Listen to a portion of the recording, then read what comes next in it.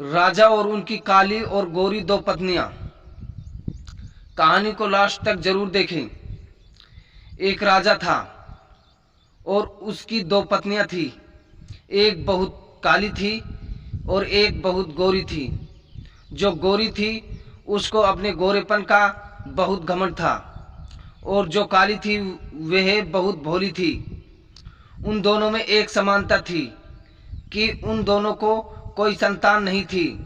राजा बहुत दुखी रहता था क्योंकि उसको लगता था कि मेरी भी कोई संतान होनी चाहिए। राजा अपनी दोनों पत्नियों से बहुत प्यार करता था, पर राजा की फेवरेट पत्नी गोरी वाली थी। लेकिन उसने कभी भी दोनों पत्नियों में भेदभाव नहीं किया।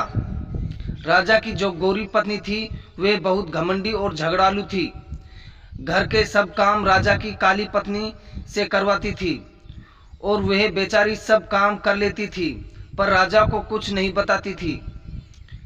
एक दिन राजा की दोनों पत्नियों का बहुत बड़ा झगड़ा हुआ और राजा की गोरी पत्नी ने काली पत्नी को महल से निकाल दिया।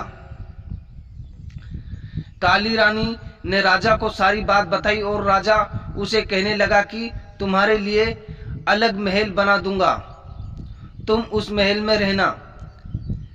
फिर राजा ने महल के सामने छोटा महल बनवाया और उस घर में काली रानी को रहने के लिए बोला। एक दिन राजा दूसरे राज्य में घूमने के लिए जा रहा था तो उसने अपनी दोनों पत्नियों से कहा कि तुम दोनों को क्या क्या सामान चाहिए मुझे बता दो, मैं तुम्हें दोनों के लिए लेकर आऊंगा। तब राजा गोरी पत्नी के पास गया और उसे कहने लगा कि तुम्हें बाजार से क्या चाहिए। तो वह बोलो मुझे मेकअप का सारा सामान चाहिए। फिर वह काली पत्नी के पास गया और उसे कहने लगा कि तुम्हें बाजार से क्या चाहिए। फिर वह राजा से बोली कि मुझे एक छोटा बंदर चाहिए। वह बोला कि ठीक है, मैं लेकर आऊंगा। कहकर राजा वहां से चला गया। अगले दिन राजा दूसरे राज्य गया और उसने वहां से सारा सामान ले लिया और अपनी दोनों पत्नियों को उनका सामान दे दिया। राजा की काली पत्नी उस बंदर को देखकर बहुत खुश हो गई। वह बंदर उस रानी का सारा काम करता था, उसके साथ खेलता भी था। वह काली रानी उस बंदर को अपने बच्चे जैसा प्यार करती थी। एक दिन अचानक काली रानी बहुत बीमार हुई, पर उसे देखने राजा नहीं आया। बंदर को बहुत गुस्सा आया और वह राजा के महल चला गया। राजा से कहने लगा कि मेरी माँ जैसी रानी को देखने आप क्यों नहीं आई। बंदर के डांटने के बाद अगले दिन राजा रानी को देखने के लिए घर आता है। दवाई और खाने पीने की चीजें देकर चला जाता है।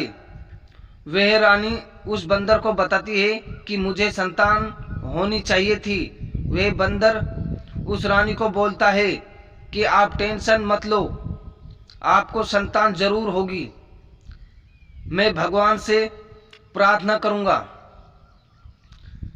अगले दिन वह बंदर घर से गेहूं का आटा लेकर मंदिर जाता है और गेहूं के आटे को गूंथता है और उसमें दो आंखें, एक नाक, दो हाथ, दो पैर ऐसे बनाता है और भगवान से प्रार्थना करता है। भगवान उस बंदर की प्रार्थना सुनकर उस आटे के गोले को एक छोटा बच्चा बना देते हैं और वह बंदर उस बच्चे को देखकर बहुत खुश हो जाता है।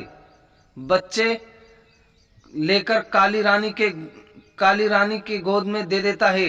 काली रानी उस बच्चे को देखकर बहुत खुश हो जाती है, बंदर का शुक्रिया करती है। राजा को खबर मिलते ही कि काली रानी को बच्चा हो गया है, राजा बहुत खुश हो जाता है।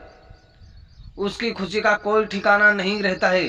ढोल नगाड़े लेकर रानी के घर जाता है, उसे महल आने के लिए कहता है। काली रानी खुशी से अपने बच्चे को लेकर महल जाती है और राजा उस गोरी रानी को घर से निकाल देता है और काली रानी को अपने पास रख लेता है। इस कहानी से हमें यही सीख मिलती है कि कभी भी किसी भी बात पर का घमंड नहीं करना चाहिए। दोस्तों, अगर आप हमारे चैनल पर पहली बार आए हैं तो हमारे चैनल को सब्सक्राइब करें और कमेंट में अपनी राय जरूर दें। आपको ये कहानी कैसी लगी, और ऐसी कहानी देखने के लिए आप हमारे चैनल पर हमेशा